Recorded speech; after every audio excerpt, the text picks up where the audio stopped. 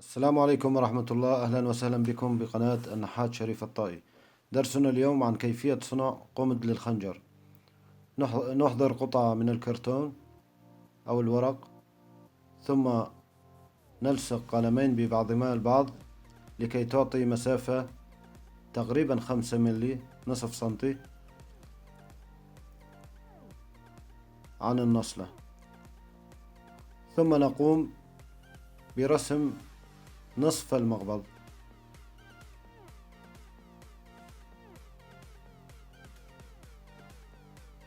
بهذه الطريقة.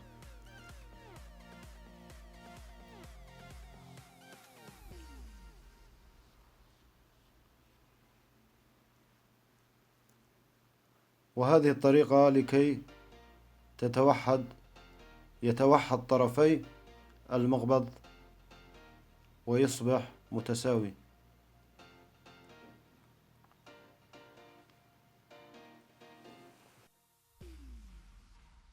نحضر كونتو بلاك سماكة 1 سنتي. كما ترون رسم المقبض نصف من اليمين ونصف من الشمال ليصبح متساوي.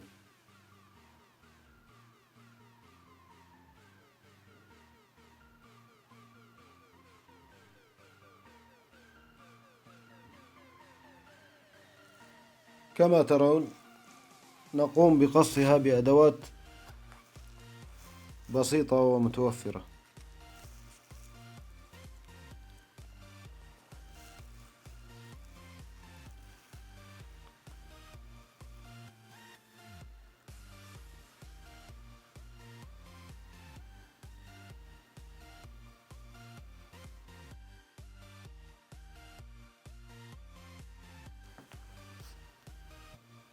أيضا وضع ورقة زجاجية على قطعة مستديرة يساعد على تقسيم الأطراف بشكل جيد.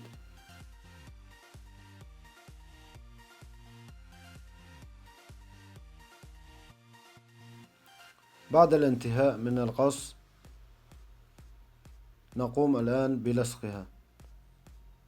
أيضا نقوم برسم بنفس المقدار وقصه بسماكة 5 ملي لكي نضعها في الوسط، أي وسط القمد.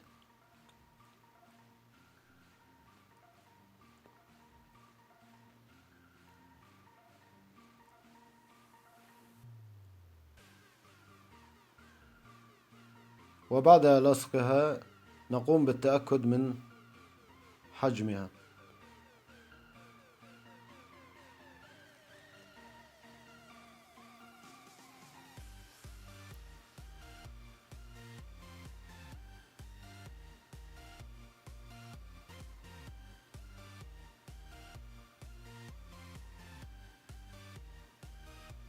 يمكنكم استخدام القهوة للصق المقبض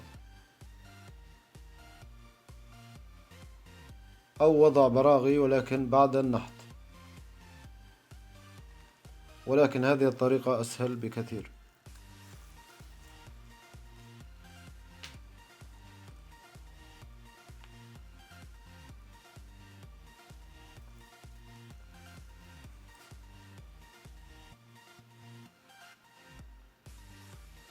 نضع لاصق بطيء نوعا ما، وثم نضع لاصق سريع.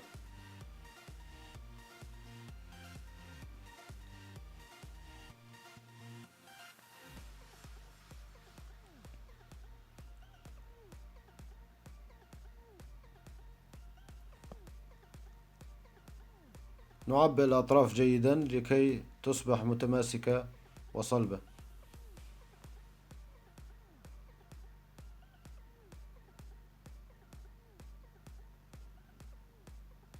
نبدأ الآن بثني الأطراف قليلا لكي تصبح أجمل.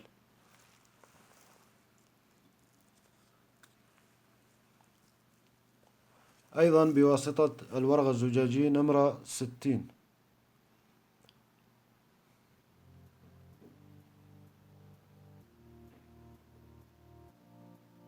يجب أيضا ترقيق وسط القبضة. يجب ترقيق وسط القبضة بقدر معين، مثلا 5 ملي من هذا الطرف و5 ملي من الطرف الآخر، ثم إزالتها.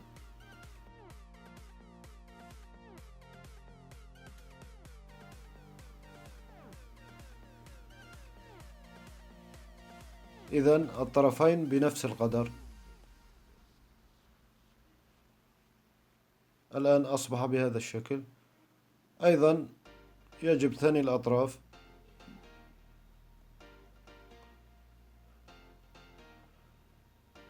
بهذا الشكل.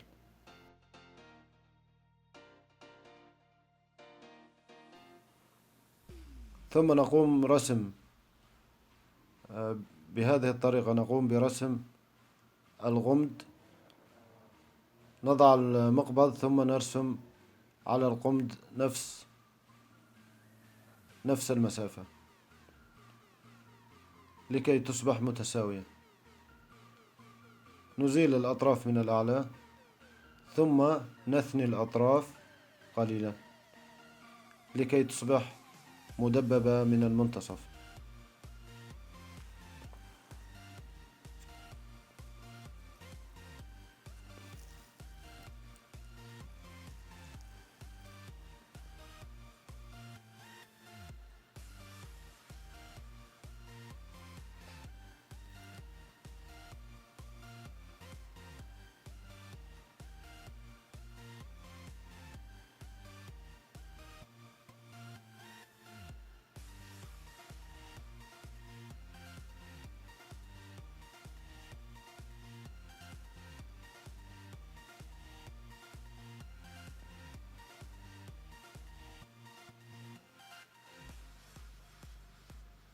إذا نحت الطرفين بنفس الشكل ونفس القدر،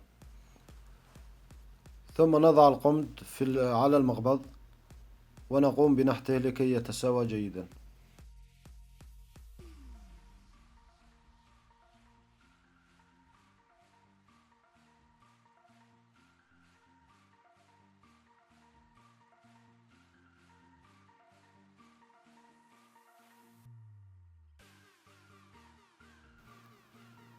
الآن نضع قصاصة من عبوة البيبسي ونلصقها فورا على القمد. نقوم بقصها ثم نحدد المنتصف ونقصه ثم نضع النصلة فيه.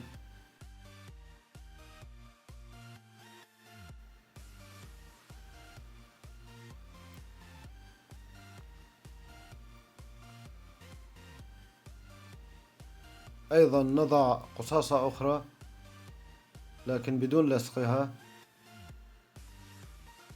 على القمد، ثم نقصها ثم نضع النصلة فيها لكي تلتصق بالمقبض.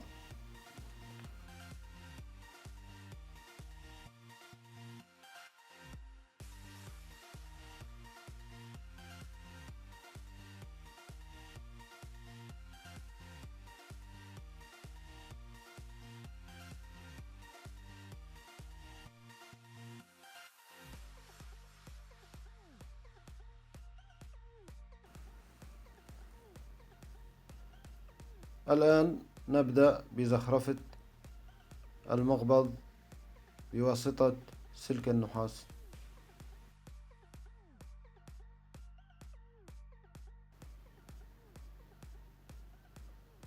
شاهدتم كيفية تحضير سلك النحاس في الدروس السابقة.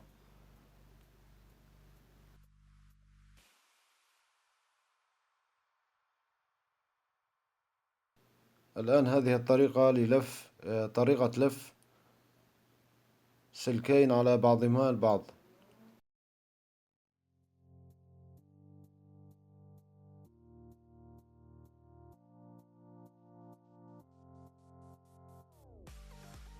الآن نقوم بلصق سلكين على أطراف القمد، أحدهما يمينا والآخر شمالا. وضع القهوة يساعد في سرعة التلحيم، لأن السلك المجدول صعب جدا في اللصق أثناء اللصق، لا يلتصق بسهولة.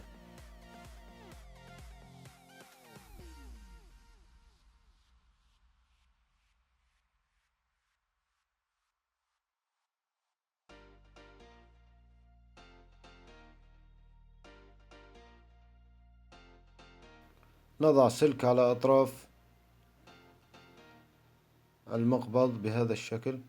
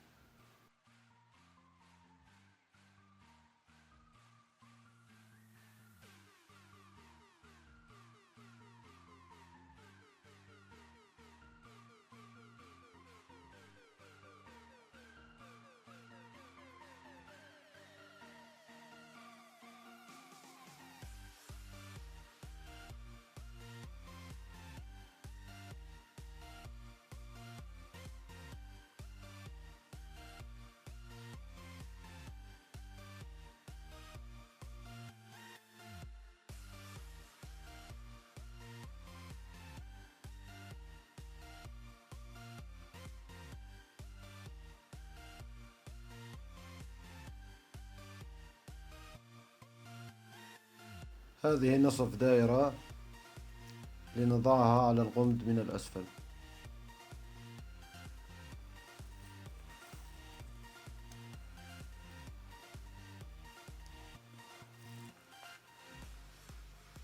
أيضا هذه طريقة لصنع وحدة زخرفية بهذا الشكل.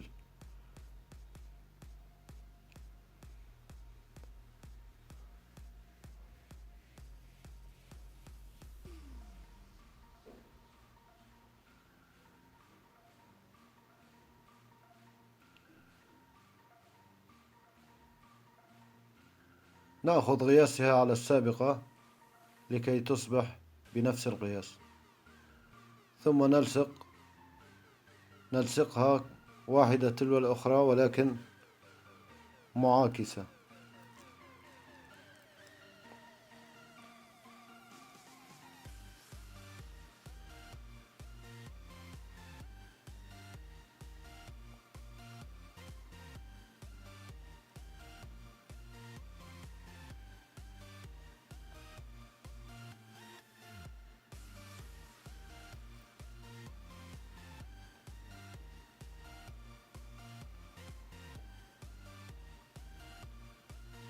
الآن نبدأ بالطرف العلوي، تقريبا شبيه بالمقبض.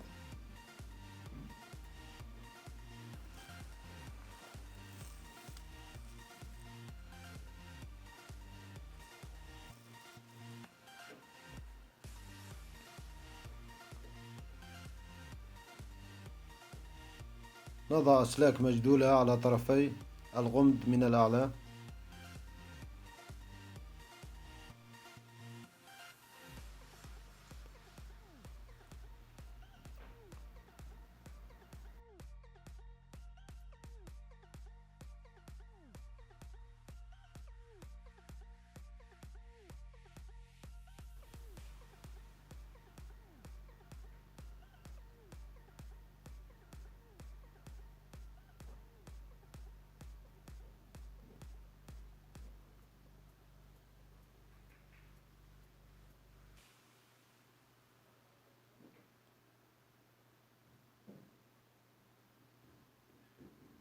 كما ترون كلها نصف دوائر ودوائر.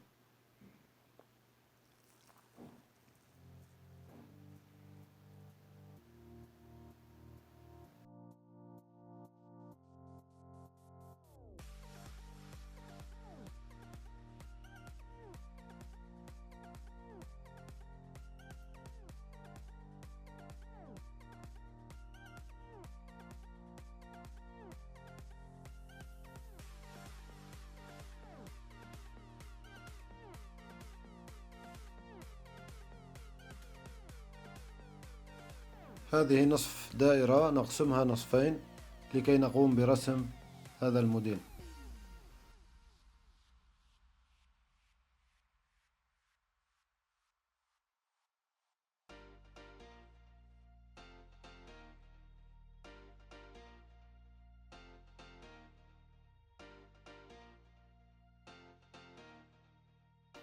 إذن كالسابق،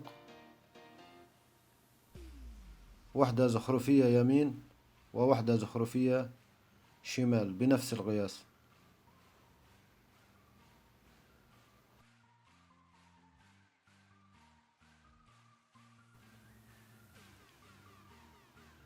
ثم وضع نصف دوائر لتكملة الزخرفة.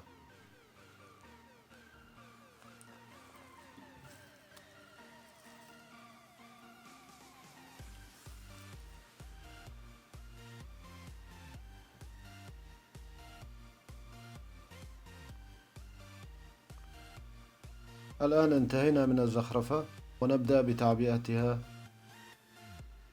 ببودرة القهوة.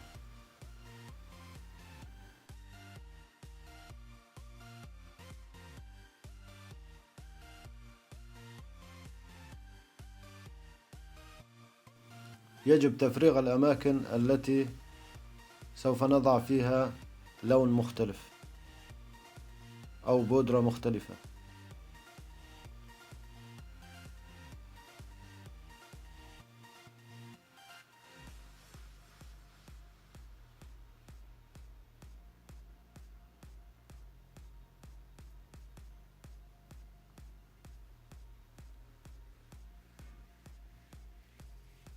أولا نبدأ بحفها بورق 60، ثم الذي يليه 120، والذي يليه 400.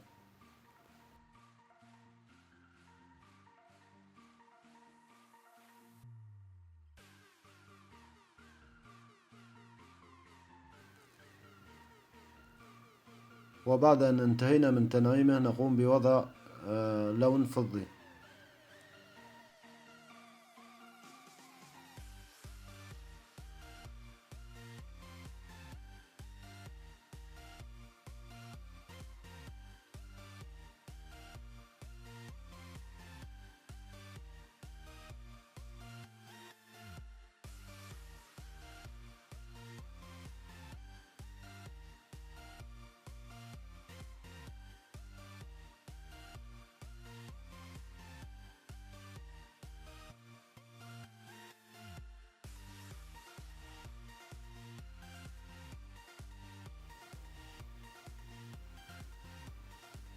الآن وبعد الانتهاء نقوم بطليه باللكر، والآن انتهى بهذا الشكل.